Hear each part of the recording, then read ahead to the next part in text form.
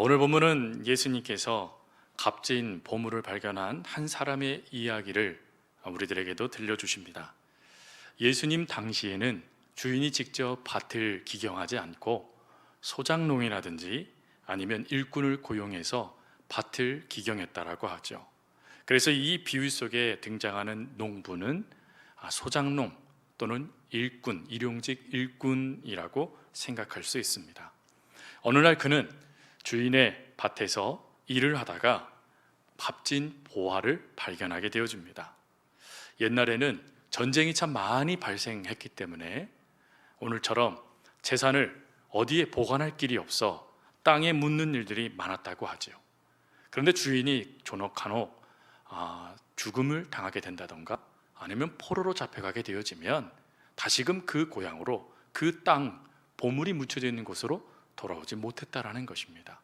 그러다 보니 당연히 그 땅은 가족이라든지 아니면 가족도 없으면 다른 이에게 팔리게 되어지는 일들이 나타나게 됐다고 하죠.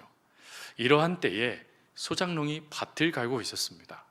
근데 그가 바로 이 숨겨진 보화를 발견하게 된 것이죠. 그리고는 그것을 몰래 다시금 묻어놓고는 그 땅을 사고자 자신의 모든 소유를 파는 것이 오늘 본문의 말씀입니다. 여러분, 왜 그가 그런 행동을 했을까요? 그것은 이 당시에 랍비, 사회적인 규범이 있기 때문입니다. 랍비를 통해서요. 그것은 무엇이냐면 일꾼이 밭에서 일을 하다가 돈이나 보물을 발견하게 되어지면 당연히 그것은 그 밭의 주인에게 돌려주어야 된다라는 규범이 있었기 때문입니다.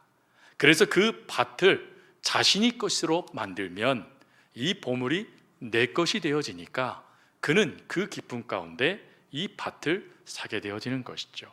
그리고 또 그가 기뻐했던 이유가 있습니다.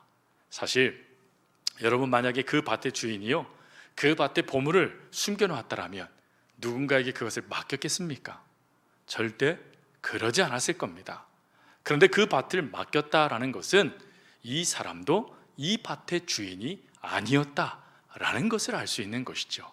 그렇기 때문에 오늘 이 소장농, 그는 자신의 모든 재산을 바추어서 이 밭을 사게 되어지고 그리고 이 밭에 있는 보화를 갖게 되어지는 것입니다. 오늘 이 말씀을 우리가 들으면서 이런 생각을 가질 수 있습니다. 아이, 그 소장농 참 부도덕하네. 아이, 그리고 그래도 그렇지, 그것을 주인에게 돌려줘야지, 왜 저렇게 하나, 무슨 저것이 기쁨이야? 라고 생각할 수 있을 겁니다. 그런데 오늘 이 말씀은 비유입니다. 즉, 이 비유에는 목적이 있다라는 것이죠. 그 목적은 이 비유를 듣는 유대인들이 너희들이 이와 같은 삶을 살고 있어 라는 죄를 지적하는 것이 아니라 이 비유의 핵심은 바로 첫 번째 나타나는 단어, 천국은이라는 단어라는 것입니다.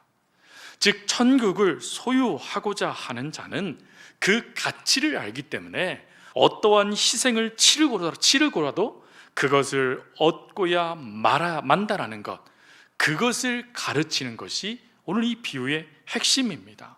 그래서 내 모든 것을 희생하여 그 천국을 얻는다라면 이전 내가 희생한 것보다 더 큰 은혜, 이익을 얻게 되어진다. 그러니 이 땅에 집중하지 말고 하나님 나라를 바라보아라 라는 비유를 지금 예수님이 들려주시는 것입니다. 여러분, 이 비유에서 우리는 그리스도인들의 중요한 삶의 두 가지 모습을 발견하게 돼요. 즉, 하나님의 이 기쁨, 이 은혜를 누리는 하나님의 백성들, 하나님의 자녀들은 어떠한 모습이 필요한가, 있어야 되는가, 그리고 하나님이 어떤 모습을 원하시는가 하는 것을 발견하게 된다라는 것입니다. 오늘 그것은 두 가지입니다. 바로 그 두 가지를 농부의 모습을 통하여 발견하고자 합니다. 첫 번째 모습은 기뻐하는 자이다 라는 것입니다. 본문에 분명히 오늘 이 농부가 기뻐하며 돌아갔다라고 성경은 이야기해요. 왜 기뻤을까요? 당연하죠. 보물을 발견했잖아요. 그리고 그 보물의 주인이 현재의 주인이 아닌 이전에 이 밭의 주인이었다라는 것을 알기 때문에 자기가 그 밭을 사기만 하면 그 보물이 내 것이 되니 그는 기뻐했다라는 것입니다. 즉 그 기쁨의 원인, 근거가 있었다라는 거예요. 그 근거가 바로 보물이었다라는 것이죠. 여러분 어떠세요? 여러분 이 농부가 발견했던 이 보물, 이 기쁨, 그와 비교할 수 없는 기쁨들 여러분 가운데 있으십니까? 여러분들 남이 알지 못하지만 내 안에 그 샘솟는 기쁨, 그 이유가 분명하십니까? 우리가 그것이 분명하다라면 여러분 어떠세요? 기쁘세요? 라고 질문한다면 우리는 주저없이 예 기쁩니다 라고 대답할 거예요. 근데 여러분 기쁘십니까? 라고 질문을 할 때 왜 많은 성도님들이 기쁩니다 라고 대답하지 못할까요? 그것은 기쁨의 그 근원을 내 주변에서 찾기 때문에 그렇습니다. 즉 내 상황, 내 환경, 내가 처해져 있는 여건, 지금 내 심적인 상태, 그 모든 것이 내 기쁨의 기준이 된다라고 생각하기 때문이에요. 그러면 그 기준에 하나님도 동의하실까요? 그렇지 않습니다. 기쁨, 그 기준이 있다라는 것입니다. 그 기준을 누가복음 2장 10절은 우리들에게 이렇게 말씀하세요.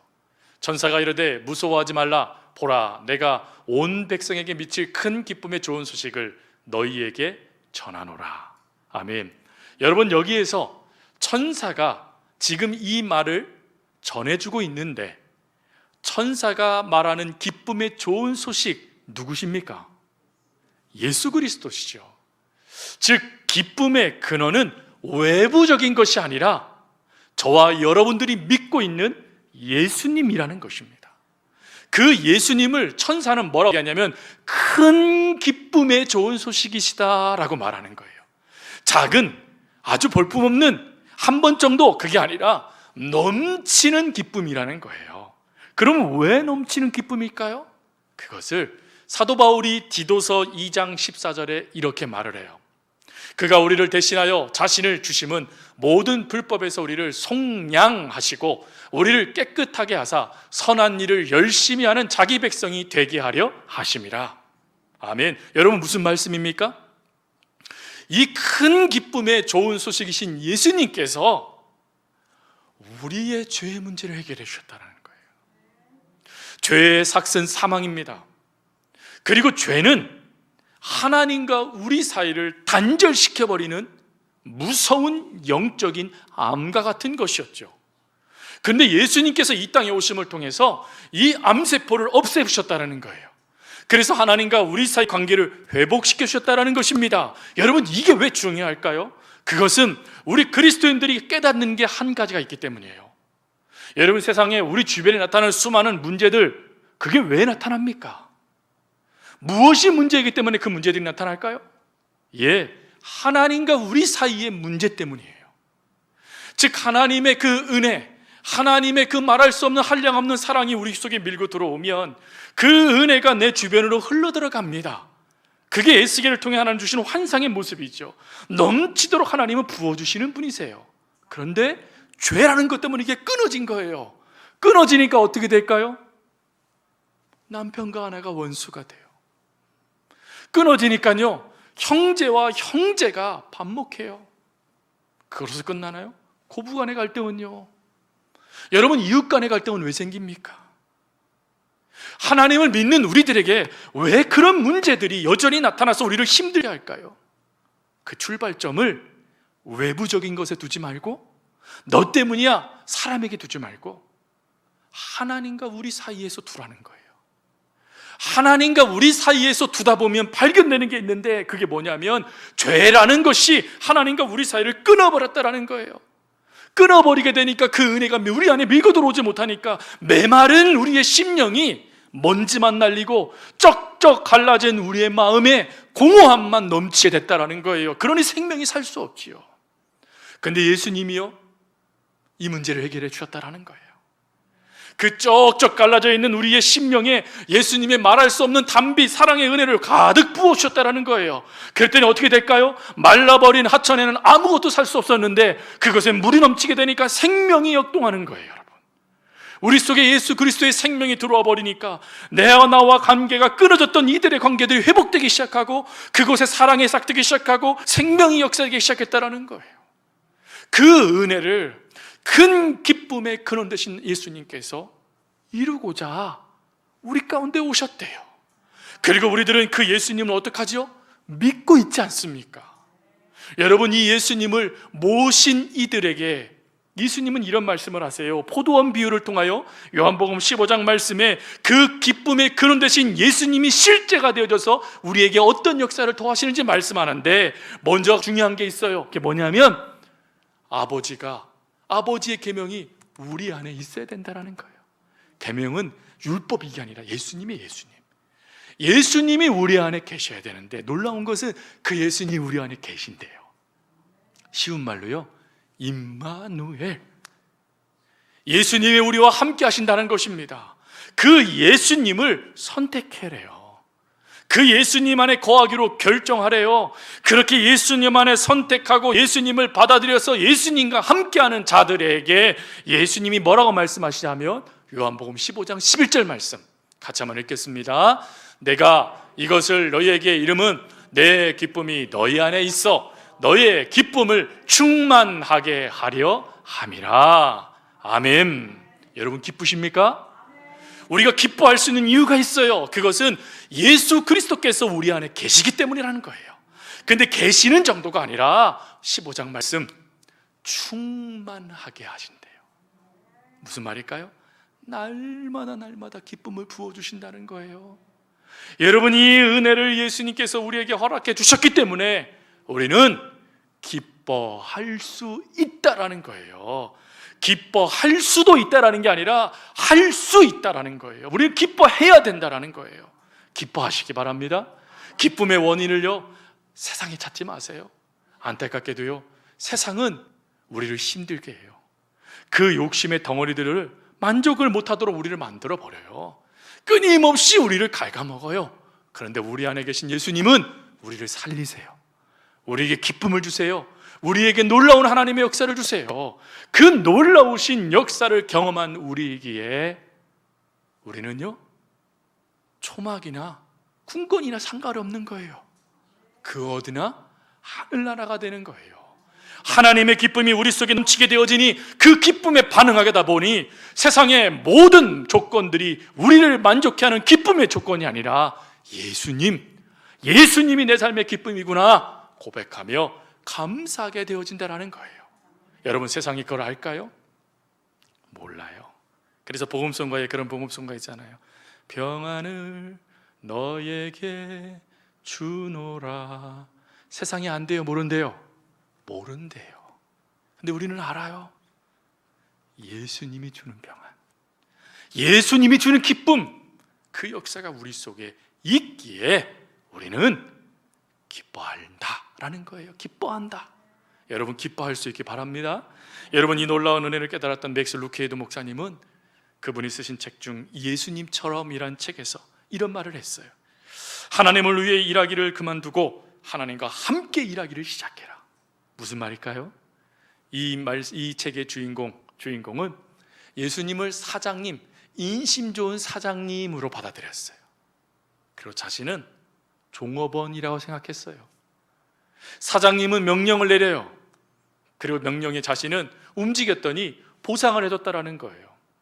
근데 어느 날 주인공이요, 놀라운 말씀이 눈에 들어와요. 주인공 눈에. 그 말씀은 고린도후서 6장 1절 말씀이에요. 우리가 하나님과 함께 일하는 자로서 라는 말씀이에요. 이때 이 주인공은 눈이 떠집니다. 그걸 깨닫게 돼요. 내가 믿는 하나님은 사장님이 아니라 나와 함께 하시며 일을 하시는 동역자이시구나. 이걸 깨달아요. 그래서 그 깨달음 가운데 그는 이렇게 말합니다. 그날부터 하나님에 대한 발상의 전환과 함께 나에게 말할 수 없는 기쁨이 찾아왔다. 하나님은 나와 함께 하시는 분이셨다라는 기쁜 말입니다. 그리고 그는 계속해서 이렇게 말합니다. 나의 일가의 주로 하나님과 떨어져 있다라고 나는 생각했다. 그리고 회의 때마다 하나님을 만나는 것이라고 생각했다.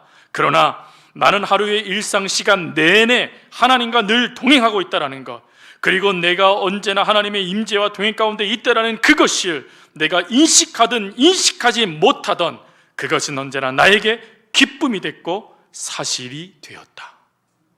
여러분, 우리가 인식하던 인식하지 못하던 우리 안에 계신 주님이요, 우리와 함께 하세요. 기쁨을 주세요. 은혜를 주세요. 그러니 여러분, 우리가 기뻐할 수 있는 거예요. 이러한 또 은혜를 깨달았던 음악가였던 바흐는 예수는 우리의 참된 기쁨이라는 그런 10개의 곡이 수록되어 있는 그 교향곡에서 6번째 코랄 합창곡에서 그는 그 기쁨을 이렇게 표현했어요.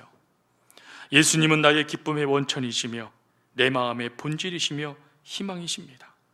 예수님은 모든 근심에서 나를 보호하시며 내 생명에는 힘의 근원이요 내 눈에는 태양이며 기쁨이 되시고 나의 영혼의 환희이며 보물입니다.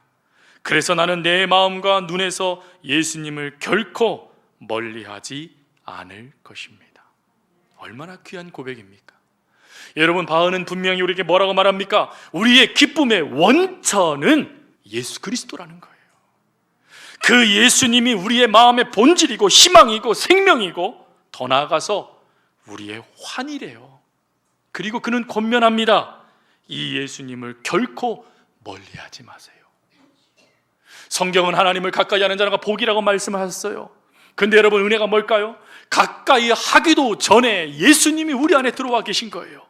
그리고 그 예수님이 우리에게 기쁨을 넘치도록 부어주고 계시니 그 넘치는 은혜의 기쁨을 주시는 그 하나님을 멀리하지 말자, 가까이 하라라는 거예요. 그럼 여러분, 가까이 하고 가까이 하고 가까이 하면 우리 속에 무엇이 넘칠까요? 기쁨이 넘친다는 거예요.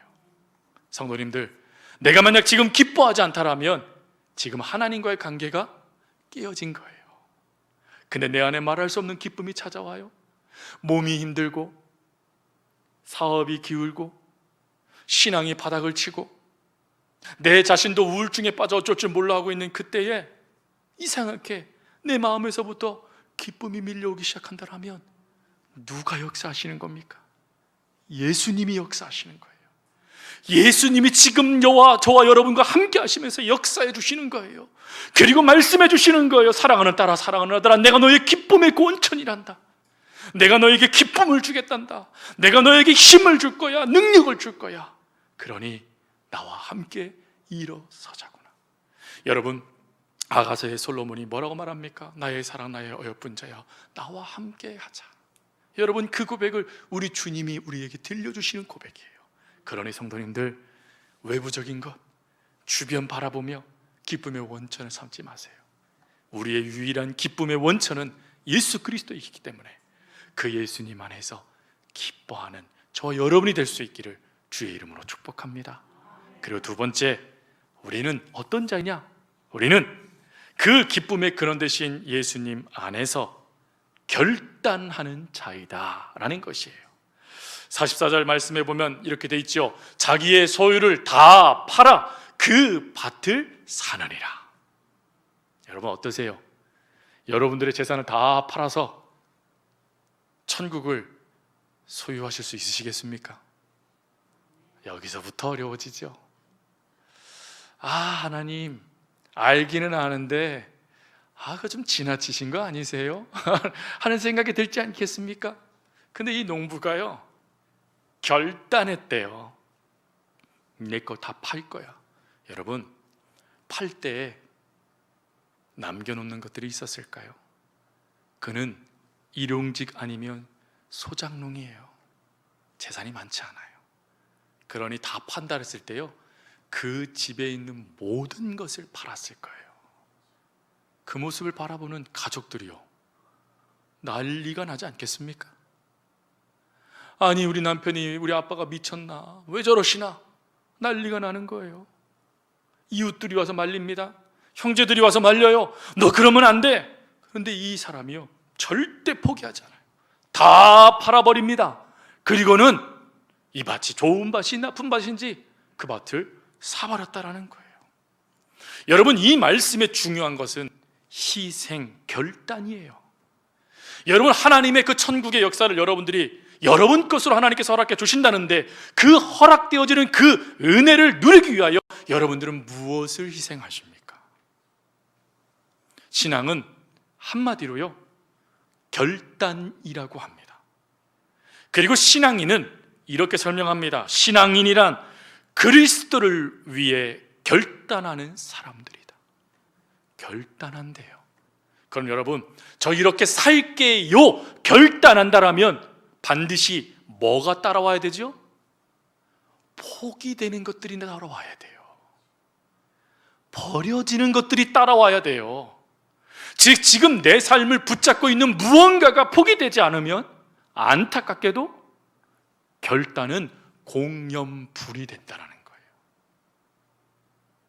여러분, 하나님은 우리들이 버려야 될 것을 다 알고 계세요. 여러분, 하나님보다 더 사랑하고 있는 애착, 인연과 같은 것들이 무엇입니까? 나 이거 없으면 안 돼 라고 하며 지금도 그거 붙잡고 있는 것, 그거 무엇입니까? 우리 주님이요, 포기하래요. 너 그거 포기해. 우리 주님이 말씀하세요.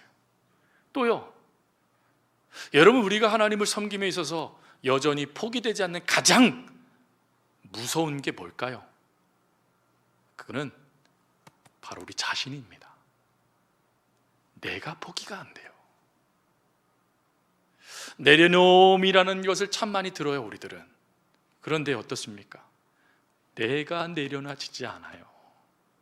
내가 내려놔지지 아니하니까 흔적이에요. 나의 흔적만 가득한 거예요. 신앙생활을 10년, 20년, 30년, 아니 반평생, 한평생 하나님을 믿었는데 되돌아보니 나만 있는 거예요.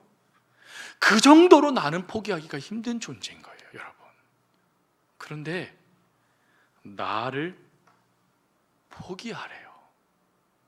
나를 내려놓으래요. 쉽지 않죠. 어려워요. 그럼에도 뭐 하래요? 결단하랍니다. 그리고 나를 내려놓고 내가 좋아하는 것, 내가 사랑하는 것 내려놓는 것을 멈추지 말고 또 하나 우리가 포기할 게 있어요. 그게 뭐냐면, 인생에서 두 번째로 좋은 것이 가장 좋은 것을 가로막는다 라고 말했던 미우라 아야코 작가의 이야기처럼 차선책이요. 하나님이 내 모든 것의 전부입니다. 하나님만이 나의 유일한 희망입니다 라고 기도하며 그 하나님을 붙잡았지만 혹 하나님이 들어주지 아니하시면 남겨놓고 있는 두 번째 차선책이요, 그것도 포기되는 결단을 내려야 비로소요 진정한 기쁨을 누리게 된다라는 것이에요.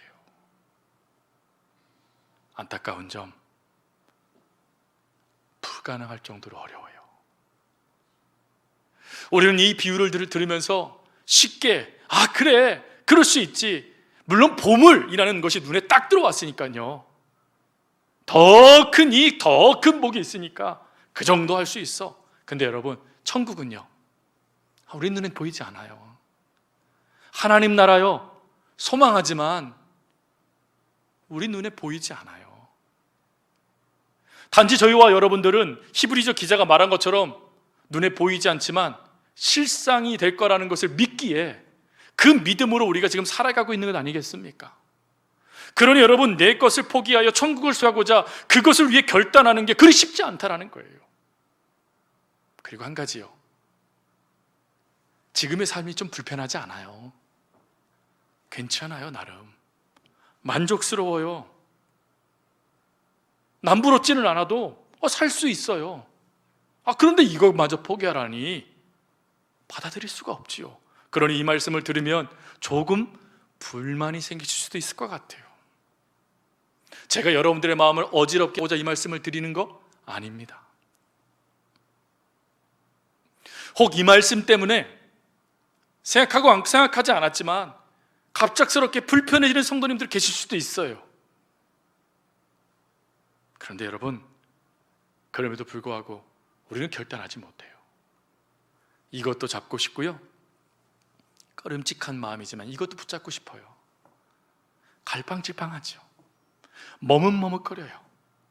이러한 신앙의 상태를 토저 목사님은 무엇라고 얘기했냐면 주변적 그리스도인이다 라고 이야기를 했어요. 주변적 그리스도인들을 쉽게 설명하면 엘리야가요 갈멜산에 그 위대한 역사를 일으킬 때 그 주변에 이스라엘 백성들이 있었지 않습니까? 그들을 보면서 엘리야는 이런 말을 했습니다. 너희가 어느 때까지 둘 사이에서 머뭇머뭇하려느냐. 바로 주변적 그리스도인들은 그걸 말하는 거예요. 이쪽에도 발을 디딛고 이쪽에도 발을 디딛고 이것도 포기하고 싶지 않고 이것도 포기하고 싶지 않고 그래서 갈팡질팡하며 머뭇거리고 있는 그런 신앙의 상태가 어찌 보면 솔직하게 저희들의 모습이죠. 그런데 오늘 하나님께서요 오늘 이 농부를 통하여 이러한 모습을 벗어날 수 있는 은혜를 허락해 주셨어요. 그 은혜는 바로 이 농부의 결단이에요. 지금 이 농부의 기쁨을 가족이 알까요? 형제들은 알까요? 이웃들은 알아요? 모릅니다. 그밖에 몰라요. 그밖에 모르는 그 기쁨에 이 농부는 시선을 집중했다라는 거예요. 다른 것에 마음을 빼앗기지 않고 다른 것에 시선을 두지 않고 자기가 본 그 보물, 그 보물의 모든 것을 집중했다라는 것입니다. 즉 농부는 시선 처리를 분명히 했다라는 거예요. 그 시선 처리가 분명히 되어지니 결단 쉽게 이루어지더라는 거예요. 그럼 우리들도요 시선 처리 이것만 분명히 되면 결단할 수 있지 않겠습니까? 버리고 포기하고 아껴두었던 차선책조차도 내려놓을 수 있지 않겠습니까? 그래서 오늘 농부를 통하여 하나님이 우리들에게 이 말씀을 주신 거예요. 시선 처리 분명히 하라라는 거예요. 분명히 하면 그 하나님께서 책임져 주신대요. 여러분 이 놀라운 은혜를 우리는 성경에 구약 성경에 나타나는 다니엘을 통해 확인할 수 있어요. 여러분 다니엘이 청소년 시기 때 그 나라가 멸망당했습니다. 청소년이니 그가 무슨 잘못을 범했겠습니까? 바로 부모의 죄요, 할머니의 죄요, 증조 할머니 할아버지의 죄로 인하여 자신이 노예로 팔려간 거예요. 노예로 팔려갔은 여러분 하나님께 불평할 수 있지 않겠습니까?